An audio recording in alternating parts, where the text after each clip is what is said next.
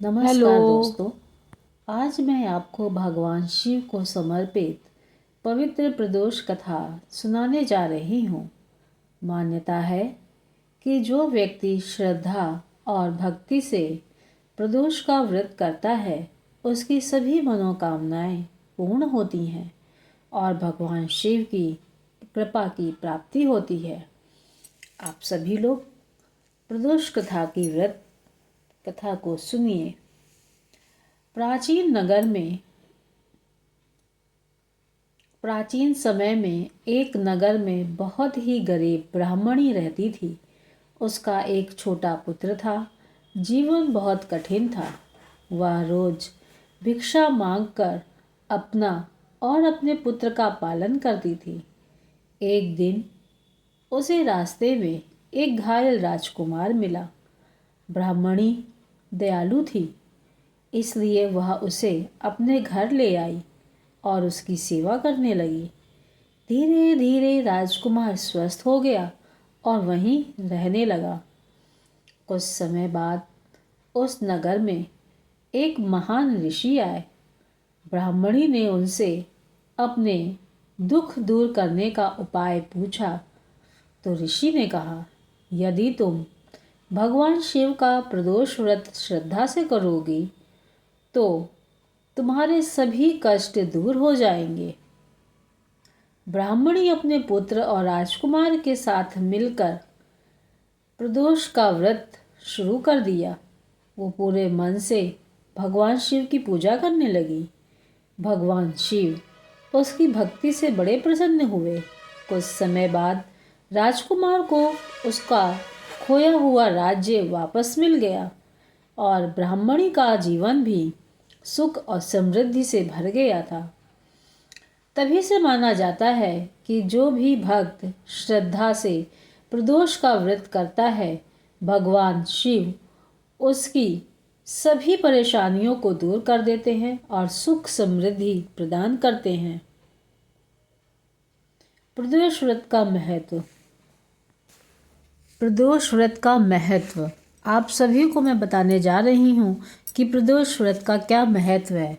यह व्रत भगवान शिव और माता पार्वती को प्रसन्न करने के लिए किया जाता है। प्रदोष काल में पूजा करने से विशेष फल प्राप्त होता है। प्रदोष काल का समय 4 बजे से शुरू होता है और 7 बजे तक रहता है। ऐसा कहा जाता है कि इस बीच में यदि आप पूजा अर्चना करते हैं तो भगवान भोलेनाथ जब नंदी में सवार होकर भ्रमण के लिए निकलते हैं और आपके घर में दिया बाती जलते हुए देखते हैं तो वो आपके घर में जरूर प्रवेश करते हैं और आपकी मनोकामनाओं को पूर्ण करते हैं। जीवन के दुख और रोग और बाधाएं दूर होती हैं। इस व्रत को करने से घर में सुख, शांति और समृद्धि आती है। इस व्रत को आप सभी लोगों को करना चाहिए। इस व्रत को करने के लिए आप लोग इस चीज़ का विशेष ध्यान रखें कि पूजन सामग्री आपके पास संपूर्ण होनी चाहिए।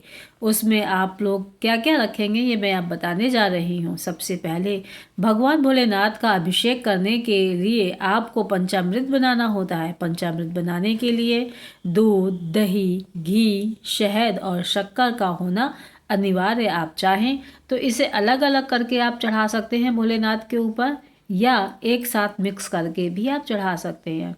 दूसरी चीज़, आप इस भगवान भोलेनाथ को तिल, जौ, धूप, फूल, बेलपत्री, धतूरा, भांग, ये वो सारी चीज़ें हैं जो भगवान भोलेनाथ को विशेष प्रिय हैं।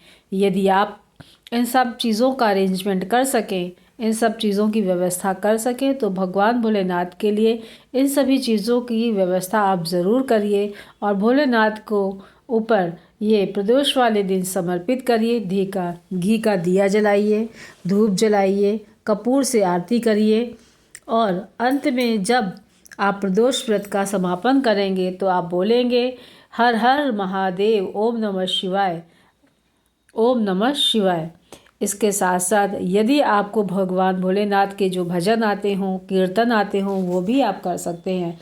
और यदि आपको कुछ भी ना आता हो, कोई भी मंत्र ना आता हो, तो श्री शिवाय नमस्तुभ्यम का जाप आप कम से कम 11 बार या 108 बार कर सकते हैं। चलिए मैं आपके साथ में 108 बार श्री शिवाय नमस्तुभ्यम का जाप कर रही हूँ। श्री शिवाय नमस्तुभ्यम, श्री शिवाय नमस्तुभ्यम, श्री शिवाय नमस्तुभ्यम, श्री शिवाय नमस्तुभ्यम, श्री शिवाय नमस्तुभ्यम, श्री शिवाय नमस्तुभ्यम, श्री शिवाय नमस्तुभ्यम, श्री शिवाय नमस्तुभ्यम, श्री शिवाय नमस्तुभ्यम, श्री शिवाय नमस्तुभ्यम, श्री शिवाय नमस्तुभ्यम। मैंने 11 बार श्री शिवाय नमस्तुभ्यम का जाप किया है। आपकी अपनी इच्छा है कि आप कितनी बार प्रदोष वाले दिन कितनी देर तक आप इनका जाप कर सकते हैं। उसके बाद आप शिव चालीसा को भी पढ़िए। शिव चालीसा को पढ़ने के बाद शिव भजन गाइए यदि आपको आते हों, और उसके बाद आप इस व्रत का समापन कर सकते हैं।